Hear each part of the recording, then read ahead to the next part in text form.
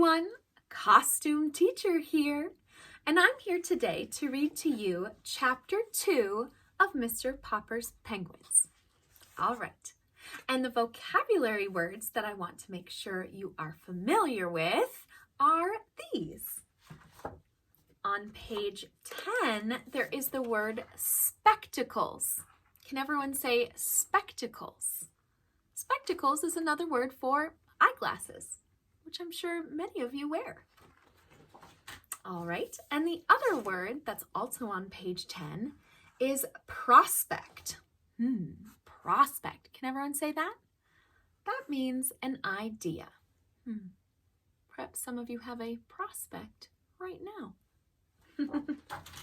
All right, in my version of the book, Chapter 2 begins on page 7, and it is called The Voice in the Air.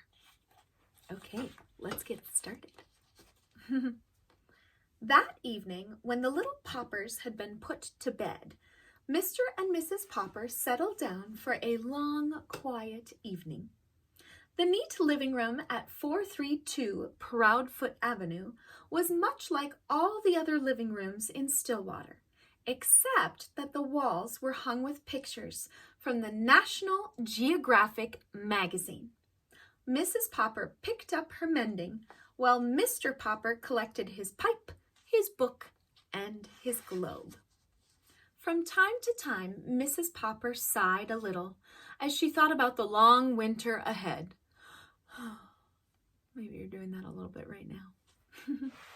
Would there really be enough beans to last, she wondered. Mr. Popper was not worried, however.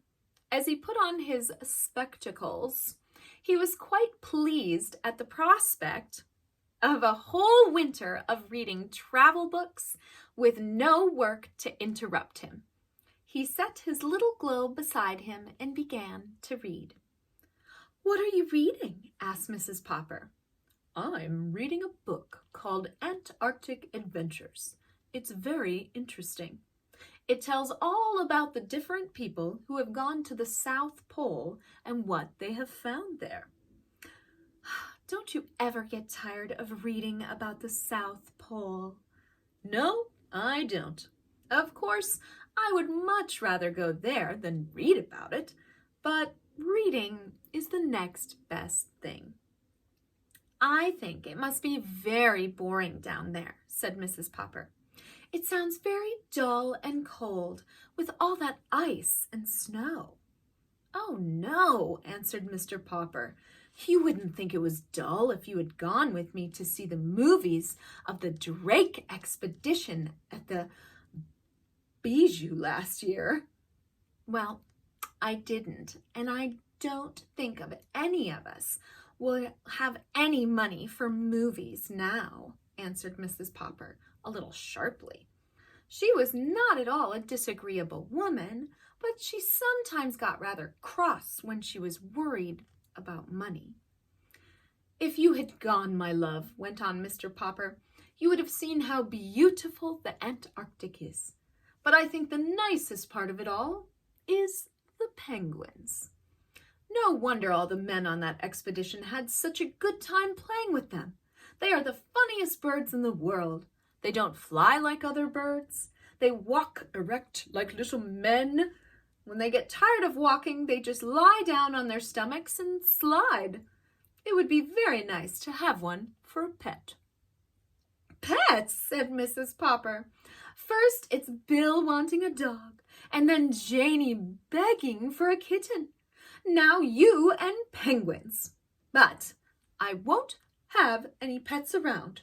They make too much dirt in the house, and I have enough work now trying to keep this place tidy, to say nothing of what it costs to feed a pet. Anyway, we have the bowl of goldfish." "Penguins are very intelligent," continued Mr. Popper.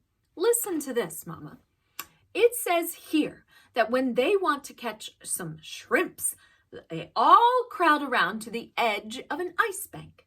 Only they don't just jump in because a sea leopard might be waiting to eat the penguins. So they crowd and they push until they manage to shove one penguin off, boop, to see if it's safe. I mean, if he doesn't get eaten up, the rest of them know it's safe for them all to jump in. What? That's terrible. Dear me, said Mrs. Popper in a shocked tone. They sound to me like pretty heathen birds. It's a queer thing, said Mr. Popper, that all the polar bears live at the North Pole and all the penguins at the South Pole. I should think the penguins would like the North Pole too, if they only knew how to get there. At 10 o'clock, Mrs. Popper yawned and laid down her mending. Well, you can go on reading about those heathen birds, but I am going to bed.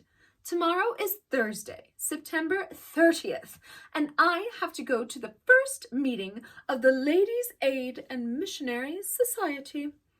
September 30th, said Mr. Popper in an excited tone. You don't mean that tonight is Wednesday, September 29th? Why, yes, I suppose it is. But what of it? Mr. Popper put down his book of the Antarctic adventures and moved hastily to the radio. What of it? He repeated, pushing the switch. Why, this is the night the Drake Antarctic expedition is going to start broadcasting. That's nothing, said Mrs. Popper. Just a lot of men at the bottom of the world saying, hello, Mama, hello, Papa.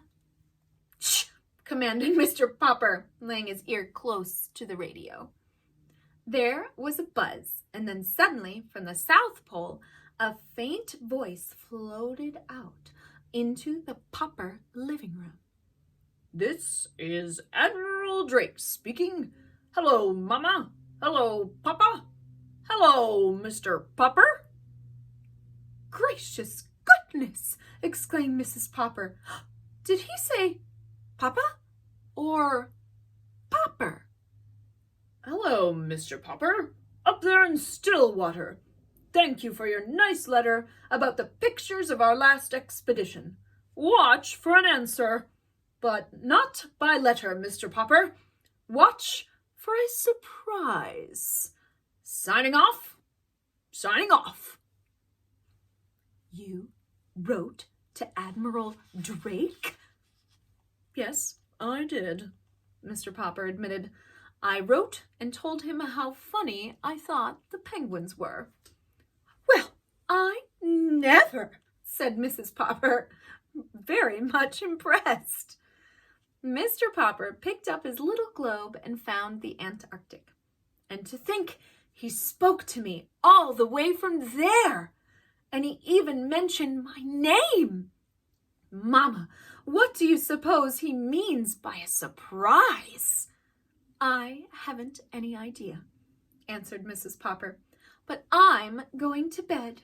I don't want to be late for the Ladies' Aid and Missionary Society meeting tomorrow. All right, and that is chapter 2. Well, I have to agree with him when he says, if you can't go there, the next best thing is to read about it. So maybe you're going to read about some of the places you would love to eventually visit in the world. And, yeah, well, interesting. We'll find out what his surprise is in the next few chapters. I'll see you again when it's time for chapter 3. Have a good day, everyone. Bye.